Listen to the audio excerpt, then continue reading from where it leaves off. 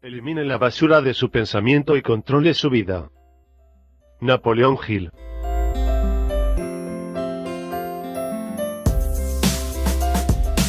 Usted es aquello que piensa. Pero, ¿qué piensa usted? ¿Hasta qué extremos son ordenados sus procesos mentales? ¿Hasta qué extremos son directos sus pensamientos? ¿Y hasta qué extremo están limpios? Hay ciertas basura mental que confunden los pensamientos de casi todo el mundo, incluso los de las mentes más brillantes. Negativo, sentimientos, emociones, pasiones, hábitos, creencias y prejuicios. Nuestros pensamientos se enredan en estas telarañas. A veces tenemos unos hábitos indeseables y queremos corregirlos. Y a veces sentimos una fuerte tentación de obrar el mal. Y después, como un insecto atrapado en la tela de una araña, luchamos por librarnos de ella. Nuestra voluntad consciente se halla en conflicto con nuestra imaginación y con la voluntad de nuestro subconsciente. Cuanto más luchamos, tanto más atrapados nos sentimos. Algunas personas se dan por vencidas y experimentan los conflictos mentales de un infierno viviente. Otras aprenden a extraer y a utilizar las facultades del subconsciente a través de la mente consciente. Y lo consiguen. La actitud mental positiva, un camino hacia el éxito, le enseña a extraer y utilizar esas facultades. Es posible que un insecto no pueda evitar quedar atrapado en la telaraña. Y, una vez atrapado, no puede escapar. Hay una cosa, sin embargo, sobre la que cada persona ejerce un absoluto control: su actitud mental. Podemos evitar las telarañas mentales. Podemos eliminarlas. Podemos barrerlas en cuanto empiecen a desarrollarse. Y, una vez atrapados, podemos librarnos. Y podemos seguir siendo libres. Ello se consigue pensando con exactitud y con una A.M.P. En adelante actitud mental positiva. La exactitud de pensamiento es uno de los 17 principios del éxito revelados en la actitud mental positiva, un camino hacia el éxito. Para pensar con exactitud hay que razonar. La ciencia del razonamiento o de la exactitud de pensamiento se denomina lógica. Esta se puede adquirir a través de libros específicamente dedicados a este tema, por ejemplo, El arte de la claridad de pensamiento, de Rudolf Flesk, Su oyente más entusiasta, de Wendell Johnson, Introducción a la lógica, de Irving Copy, y El arte del pensamiento directo, de Edwin Levitt Clarke. Estos libros pueden constituir una extraordinaria ayuda desde el punto de vista práctico. Pero no actuamos solo por medio de la razón. Y la acción basada en el sentido común es el resultado de algo más que la mera razón. Depende de los hábitos de pensamiento y acción, de las intuiciones, de las experiencias y de otras influencias tales como las tendencias y el ambiente. Una de las telarañas de nuestra mente consiste en suponer que actuamos solo movidos por la razón, cuando lo cierto es que todo acto consciente es el resultado de hacer aquello que queremos hacer. Adoptamos decisiones. Cuando razonamos, mostramos tendencia a llegar a conclusiones favorables a los profundos impulsos internos de nuestro subconsciente. Y esta tendencia se da en todo el mundo. Incluso en los grandes pensadores y filósofos. En el año 31 a.C., un filósofo griego que vivía en una ciudad del mar Egeo quiso ir a Cartago. Era maestro de lógica, por consiguiente, analizó las razones favorables para emprender el viaje y las razones en contra. Por cada razón favorable, había muchas más razones que desaconsejaban el viaje. Como es natural, se marearía. El barco era tan pequeño que una tormenta tal vez pusiera en peligro su vida. Los piratas a bordo de rápidos veleros estaban al acecho en aguas de Trípoli, dispuestos a saquear los barcos mercantes. En caso de que el barco fuera apresado, los piratas le despojarían de sus bienes y a él le venderían como esclavo. La discreción le aconsejaba que no emprendiera el viaje. Pero lo emprendió. ¿Por qué? Porque quería hacerlo. De hecho, la emoción y la razón tendrían que estar equilibradas en la vida de todo el mundo. Ninguna de las dos debiera prevalecer. Por consiguiente, A veces es bueno hacer lo que se quiere en lugar de hacer aquello que teme la razón. En cuanto al filósofo, tuvo un viaje muy agradable y regresó a casa sano y salvo. Veamos qué le ocurrió a Sócrates, el gran filósofo ateniense que vivió entre los años 470 y 399 a.C., pasando a la historia como uno de los pensadores más grandes de todos los tiempos. Pese a toda su sabiduría, Sócrates tenía también telarañas mentales. De joven, Sócrates se enamoró de Xantipa, que era muy hermosa. Él no era apuesto, pero era muy persuasivo. Los individuos persuasivos tienen la capacidad de conseguir lo que desean. Y Sócrates logró convencer a Xantipa de que se casara con él. ¿Está usted viendo tan solo la paja en el ojo ajeno? Finalizada la luna de miel, las cosas empezaron a ir mal en casa. Su mujer empezó a verle defectos. Y él, a ver los de ella. Él actuaba movido por su egoísmo. Ella andaba siempre fastidiándole. Y Sócrates afirmó, según se dice, mi objetivo en la vida era llevarme bien con la gente. Elegí a Xantipa porque sabía que, si pudiera llevarme bien con ella, podría llevarme bien con todo el mundo. Eso es lo que decía. Pero sus acciones les mentían sus palabras. Cabe dudar de que se llevara bien con algo más que unas pocas personas. Cuando se anda siempre tratando de demostrarles a las personas que están equivocadas, se las repele en lugar de atraerlas, tal como le ocurría a Sócrates. Sin embargo, él decía que soportaba la molestia de Xantipa como una forma de autodisciplina personal. Lo cierto es que hubiera conseguido desarrollar una auténtica autodisciplina si hubiera intentado comprender a su esposa e influir en ella mediante las mismas atenciones y expresiones de cariño que había utilizado para convencerla de que se casara con él. No veía la viga de su propio ojo y, en cambio, veía la paja en el ojo de Xantipa. Como es natural, Xantipa tampoco estaba libre de culpa. Sócrates y ella eran como tantos matrimonios de hoy en día. Después de la boda, dejan de comunicarse sus verdaderos sentimientos de afecto, comprensión y amor. Se olvidan de utilizar los mismos modales agradables y las mismas actitudes mentales que hicieron de su noviazgo una feliz experiencia. Y el olvido es también una telaraña. Pero Sócrates no leyó la actitud mental positiva, un camino hacia el éxito. Y Xantipa tampoco. De haberlo hecho, ésta hubiera sabido estimular a su marido para que su vida hogareña fuera más feliz. Y hubiera visto la viga en su propio ojo, en lugar de ver la paja en el de Sócrates. Hubiera controlado sus propias reacciones y se hubiera mostrado sensible a las necesidades de su esposo.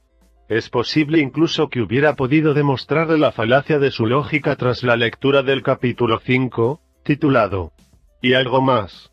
Y puesto que la historia de Sócrates demuestra que éste solo veía la paja en el ojo de Xantipa, hablaremos ahora de otro joven, que aprendió a ver la viga en su propio ojo. Pero, antes de hacerlo, veamos de qué manera se desarrolla el hábito de la importunación. Cuando se conoce la causa de un problema, es frecuente que éste se pueda evitar. O, en caso de que el problema ya exista, se puede hallar una solución. Ayahuasca escribió en la obra El lenguaje en el pensamiento y en la acción, para curar lo que ella cree que son los defectos de su marido, es posible que una esposa le importune. Los defectos del marido se agravan y ella sigue importunándole. Como es natural, los defectos se agravan ulteriormente y ella le importuna todavía más. Dominada por una reacción fija al problema de los defectos de su marido, la esposa solo sabe abordarlo de una manera. Y, cuanto más insiste, tanto más se deteriora la situación, hasta que ambos acaban con los nervios destrozados, el matrimonio se destruye y sus vidas se hacen pedazos. Pero, bueno, ¿qué ocurrió con el joven? Era la primera noche de un curso de AMP, la ciencia del éxito, cuando al joven se le preguntó, ¿por qué quiere seguir este curso? Por mi mujer, contestó él. Muchos de los alumnos se rieron. Pero no así el instructor. Este sabía por experiencia que hay muchos hogares desdichados porque el marido o la esposa ve los defectos del otro, pero no los suyos propios. devolvió la felicidad a su hogar. 4 semanas más tarde, en el transcurso de una reunión en privado, el instructor le preguntó al alumno: ¿cómo anda su problema? Está resuelto. Estupendo. Pero, ¿cómo lo ha conseguido? He aprendido lo siguiente: cuando me enfrento con un problema que implica malentendidos con otras personas, tengo que empezar primero por mí mismo. Al examinar mi propia actitud mental, descubrí que era negativa. Resultó que el problema no estribaba en mi mujer, sino en mí mismo. Al resolver mi problema, descubrí que ya no tenía ninguno con ella. ¿Qué hubiera ocurrido si Sócrates se hubiera hecho la siguiente reflexión? Cuando me enfrento con un problema que implica un malentendido con Xantipa, tengo que empezar primero por mí mismo. ¿Y qué ocurriría si usted se dijera: cuando me enfrento con un problema que implica un malentendido con otra persona, tengo que empezar primero por mí mismo? ¿Sería su vida más feliz? No obstante, hay otras muchas telarañas que obstaculizan la felicidad. Y lo más curioso es que el mayor obstáculo está constituido por el propio instrumento de nuestro pensamiento, las palabras. Las palabras son símbolos, tal como nos dice Yukawa en su libro. Descubrirá usted que un símbolo de una palabra puede significar la suma total de una combinación de innumerables ideas, conceptos y experiencias. Comprobará también, a medida que vaya leyendo la actitud mental positiva, un camino hacia el éxito, que el subconsciente se comunica inmediatamente con la conciencia mediante símbolos. Por medio de una palabra puede usted inducir a otros a actuar. Cuando usted le dice a otra persona, puede hacerlo. Ello constituye una sugestión. Cuando se dice a sí mismo, puedo hacerlo, se está usted estimulando por medio de la autosugestión. En el capítulo siguiente nos referiremos a estas verdades universales. Digamos primero que se ha desarrollado toda una nueva ciencia en torno a los importantes descubrimientos realizados sobre las palabras y la comunicación de ideas a través de las palabras, la ciencia de la semántica. Yukawa es un experto en este campo y nos dice que el hecho de averiguar lo que significa realmente una palabra en boca de otra persona o incluso en la de nosotros mismos es de esencial importancia en el proceso de la exactitud mental. Pero, ¿cómo se puede conseguir tal cosa? Limítese a ser concreto. Empiece por una coincidencia de las mentes, o de significados, y se evitarán con ello muchos malentendidos innecesarios. Una palabra puede provocar una discusión. El tío de un niño de 9 años se encontraba de visita en casa de los padres de este. Una noche, cuando el padre regresó a casa, tuvo lugar el siguiente diálogo. ¿Qué piensas de un niño que dice mentiras? No le tengo un muy buen concepto, pero si una cosa con toda certeza, mi hijo dice la verdad. Pues hoy ha dicho una mentira. Hijo. ¿Le has dicho una mentira a tu tío? No, papá. Vamos a aclarar esta cuestión. Tu tío dice que le has mentido. Tú dices que no. ¿Qué ha ocurrido exactamente?, preguntó el padre, dirigiéndose al tío. Bueno, le he dicho que llevara los juguetes al sótano. Él no lo ha hecho y me ha dicho que lo había hecho. Hijo. ¿Has llevado los juguetes al sótano? Sí, papá. Hijo. ¿Cómo explicas eso? Tu tío dice que no has llevado los juguetes al sótano y tú dices que sí. Hay varios peldaños que conducen desde la planta baja al sótano. Unos 4 peldaños más abajo hay una ventana. He dejado los juguetes en el antepecho de la ventana. El sótano es la distancia entre el suelo y el techo. Los juguetes están en el sótano. La discusión entre el tío y el sobrino se debía a la definición de una palabra, sótano. El chico sabía probablemente lo que su tío quería decir, pero había sentido pereza y no había querido bajar toda la escalera. Al enfrentarse con el castigo, trató de salvarse, utilizando la lógica para demostrar su aseveración. Es posible que eso resulte un poco embrollado. Pero veamos la historia más sugestiva de un joven que no conocía el significado del más importante símbolo verbal en cualquier idioma. ¿Y cuál es la palabra más importante en cualquier idioma? Esta palabra es Dios. No hace mucho tiempo un estudiante de la Universidad de Columbia acudió a visitar al reverendo Harry Emerson Fosdick, pastor de la iglesia Riverside de la ciudad de Nueva York. El estudiante apenas había franqueado la puerta cuando dijo: «Soy ateo». Al sentarse, repitió en tono desafiante: «No creo en Dios». Empecemos con una coincidencia de las mentes. Afortunadamente, el Dr. Fosdick era un experto en el campo de la semántica. Sabía por su dilatada experiencia que jamás podía establecer una auténtica comunicación con otra persona a no ser que comprendiera exactamente qué quería decir aquella persona con las palabras que estaba empleando. Sabía también que era necesario que la otra persona le comprendiera a él. Por consiguiente, en lugar de ofenderse con la descarada afirmación del estudiante, el Dr. Fosdick le expresó un sincero y amistoso interés y después le rogó: «Por favor, descríbame el Dios en el que no cree».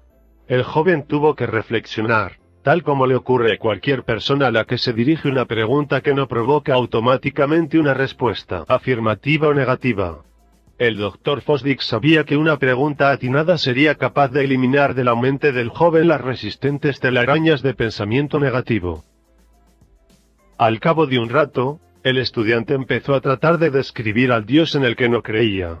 Al hacerlo así, le facilitó al clérigo una clara imagen del Dios que rechazaba. «Bueno», dijo el Dr. Fosdick una vez el alumno hubo terminado, «si ese es el Dios en el que usted no cree, yo tampoco creo en él. Por consiguiente, ambos somos ateos. No obstante», añadió, «seguimos teniendo el universo en nuestras manos». ¿Qué piensa usted de su formación, su significado? Antes de despedirse del Dr. Fosdick, el joven había descubierto que no era ateo en absoluto, sino que, por el contrario, era un magnífico teísta. Creía en Dios. Ahora bien, el Dr. Fosdick no se había arredrado ante el uso impreciso de una palabra. En este caso, contribuyó a eliminar las telarañas mentales del joven, haciéndole preguntas. Una respuesta clara y sencilla a la pregunta relativa a aquello en lo que el joven no creía fue suficiente para que se produjera una coincidencia de sus mentes. La segunda pregunta encauzó los pensamientos del joven hacia los canales adecuados y dio al Dr. Fosdick la oportunidad de explicar lo que él entendía por Dios universal.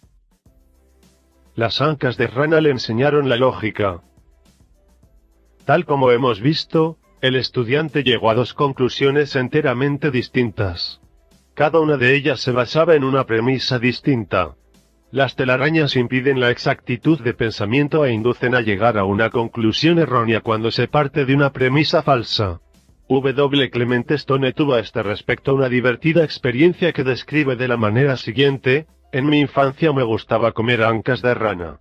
Un día, en un restaurante, me sirvieron unas ancas de rana enormes y no me gustaron.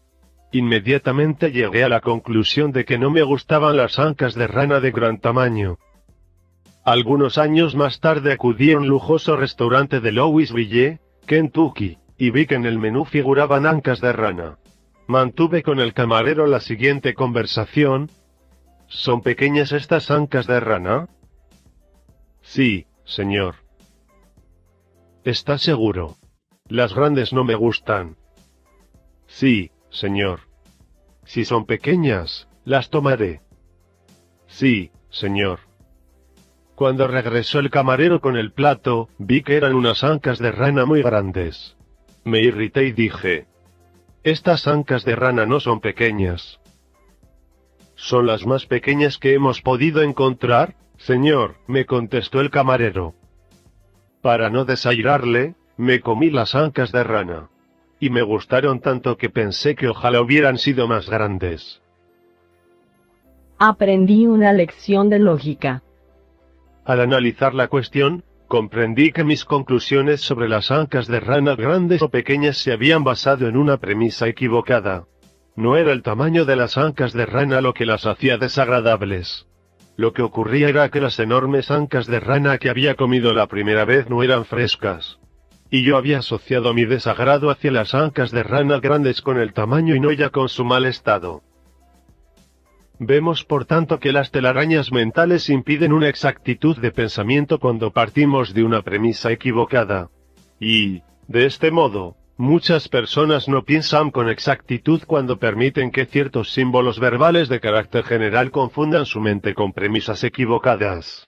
Palabras o expresiones tales como, siempre, solo, nunca, nada, todos, todo el mundo, nadie, no se puede, imposible, o esto, o aquello, son muy a menudo premisas equivocadas. Por consiguiente, cuando se las utiliza de esta manera, sus conclusiones lógicas son falsas. La necesidad, junto con una actitud mental positiva, puede estimularle a alcanzar el éxito.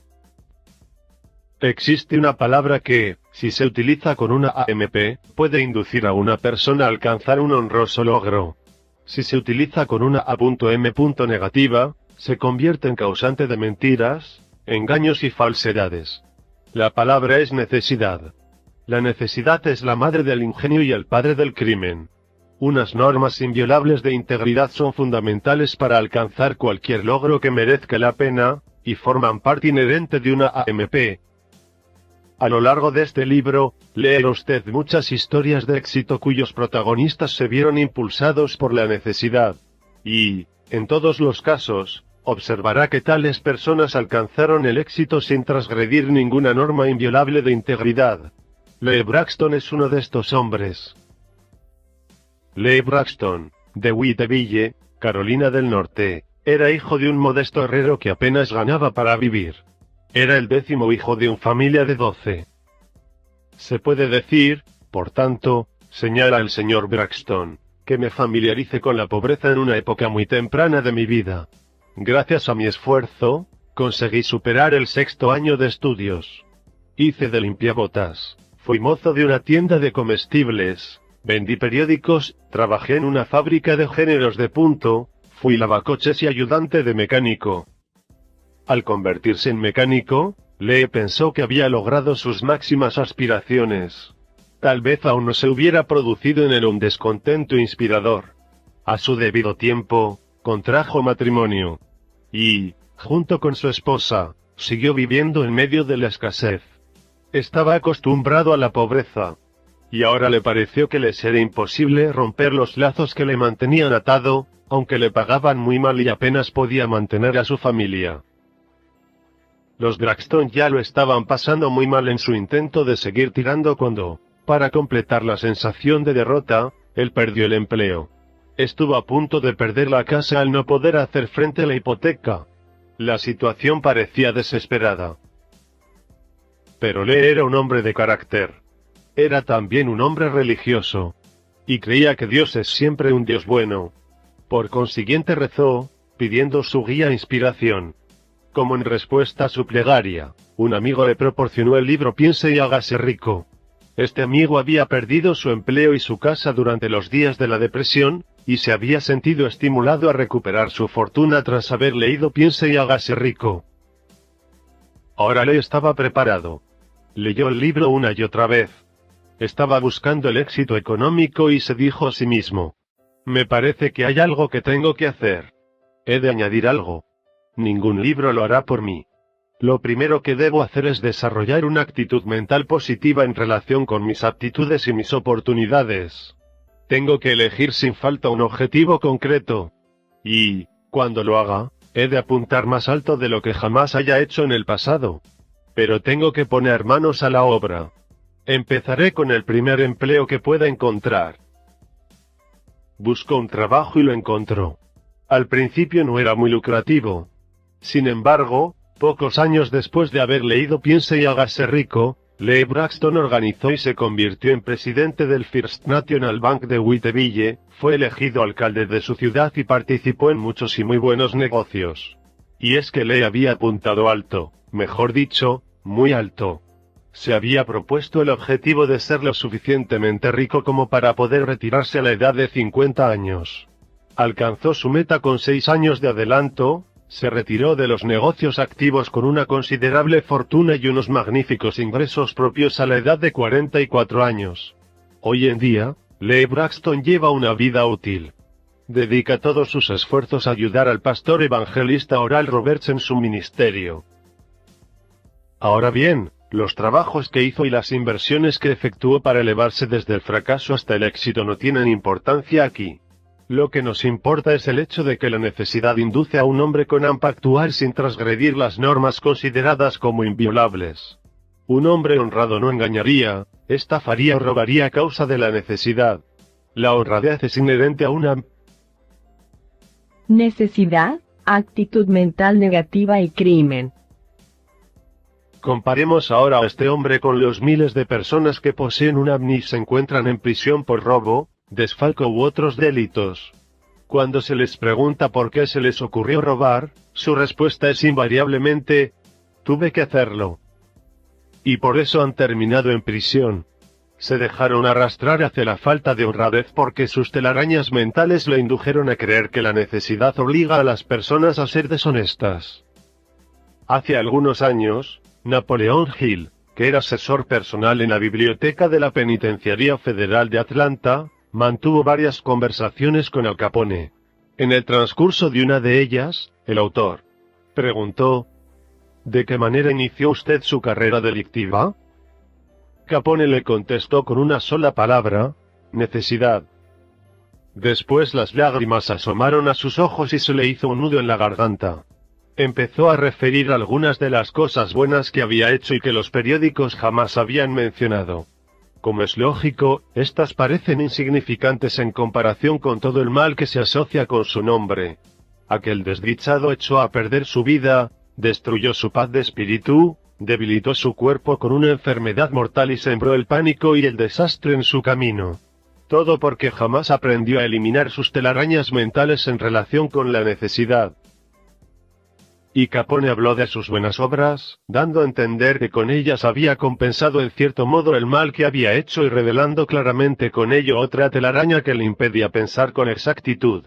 Aunque un hombre pueda neutralizar el mal que ha hecho mediante el verdadero arrepentimiento, seguido de una vida de buenas obras, Capone no era un hombre de esta clase. Pero hubo un hombre que sí lo era. Se trataba de un adolescente difícil. Y, sin embargo, su madre jamás perdió la esperanza, aunque sus muchas plegarias por él parecieron no obtener respuesta. Y jamás perdió la fe, a pesar de las escapadas o fechorías de su hijo. Era un adolescente difícil. Este joven se convirtió en un adolescente difícil, instruido, intelectual, apasionado y sensual. Se enorgullecía de ser el primero, incluso en el mal. Se dice que desobedecía a sus padres y maestros, que mentía y engañaba, que cometía pequeñas fechorías, hacía trampa en el juego y se entregaba a toda clase de excesos alcohólicos y sexuales. Y, sin embargo, gracias a las constantes y reiteradas súplicas de su madre para que se enmendara, trató de hallarse a sí mismo antes de haber alcanzado el punto más bajo de su vida moral. A veces se llenaba de vergüenza al pensar que hombres con menos instrucción que él eran capaces de resistir las tentaciones que él era incapaz de resistir. Y puesto que era un hombre instruido y estaba buscando, empezó a estudiar la Biblia y otros libros de inspiración de su época. Aún así, perdió muchas batallas contra sí mismo. Y un día ganó la batalla que le permitió alzarse con la victoria. Es lo que suele ocurrir cuando una persona lo sigue intentando. Durante un período de remordimiento en el que se sentía abrumado por los sentimientos de autocondena, oyó por casualidad una conversación en la que una voz decía: «Toma y lee». Tomó el primer libro que tenía a mano, lo abrió y leyó: «Andemos honestamente, como de día, no en orgías ni en borracheras, no en casas de prostitución ni desenfrenos, no en disputas ni envidias, al contrario, vestíos del Señor Jesucristo y no os cuidéis de la carne para satisfacer sus pasiones». Ocurre a menudo. Cuando una persona sufre una grave derrota en una lucha consigo misma, es posible que en aquel momento esté preparada. Su remordimiento puede ser tan emocional y sincero que tal vez le induzca a emprender una acción inmediata y, a través de la perseverancia, le permita cambiar y seguir el camino que le conduzca a una victoria total. Ahora aquel joven estaba preparado. Y una vez adoptada una decisión irrevocable, alcanzó la paz de espíritu. Creía que la potencia divina le ayudaría a superar los pecados contra los que antes había luchado en vano y adquirió una profunda espiritualidad. Los resultados de su vida futura lo demostraron. El joven se entregó a Dios y al servicio de sus hermanos. Por lo que fue y por lo que llegó a ser es considerado capaz de ejercer una poderosa influencia en la tarea de dar esperanza incluso a los desesperados. Se llamaba Agustín, y fue declarado santo. Es bien sabido que la fuerza de la Biblia ha sido útil para cambiar las actitudes negativas en positivas, incluso de los más negligentes seres humanos. Y gracias a la eficacia especial de esta palabra escrita, estos se sintieron inspirados a eliminar las telarañas de su mente. Fueron limpios en sus pensamientos y en sus costumbres. Muchos, como San Agustín, se han sentido impulsados a arrepentirse profundamente y, como él, han experimentado el deseo de dedicar sus vidas al servicio de Dios y de la humanidad. Y muchos grandes evangelistas han surgido de entre ellos. Ahora bien, hay muchas personas de profunda fe religiosa que también leen la Biblia, pero nos dicen, no traten de obstaculizar la obra de Dios cuando les recomendamos otros libros de inspiración. Las telarañas mentales le impiden tratar de extraer el bien donde quiera que se encuentre. No se trata de obstaculizar la labor de Dios. Estas buenas gentes temen que sea sacrílego atreverse a explorar los poderes de la mente que Dios les ha dado, la capacidad de elegir, planificar y controlar su futuro. Muchos libros de inspiración se proponen estimular al lector a dirigir sus pensamientos, controlar sus emociones y ordenar su destino. Y a menudo le ayudan a comprender las verdades de la Biblia. Ello es cierto, por ejemplo, en el caso del gran éxito editorial El poder del pensamiento tenaz. En su libro, Norman Vincent Peale se esfuerza por inducir al lector a mejorar su personalidad. Para ello, cita directamente la Biblia en la que creen estas personas. He aquí algunas de las citas que utiliza el Dr. Peale, y que sería conveniente aprender de memoria. Tal como piensa en su corazón, así es el hombre. Ya ha visto usted varia basura mental que le hemos descrito. Algunas de ellas son: 1. Negativas. A. Sentimientos. B. Emociones. Y C. Pasiones. D. Hábitos. E. Creencias y F. Prejuicios. 2. Ver tan solo la paja en el ojo ajeno. 3. Discusiones y malentendidos provocados por dificultades semánticas. 4. Falsas conclusiones debidas a falsas premisas. 5. Palabras o expresiones generales o bien restrictivas, así como premisas básicas o bien secundarias. 6. La idea según la cual la necesidad conduce a la falta de honradez. 7. Pensamientos o hábitos deshonestos.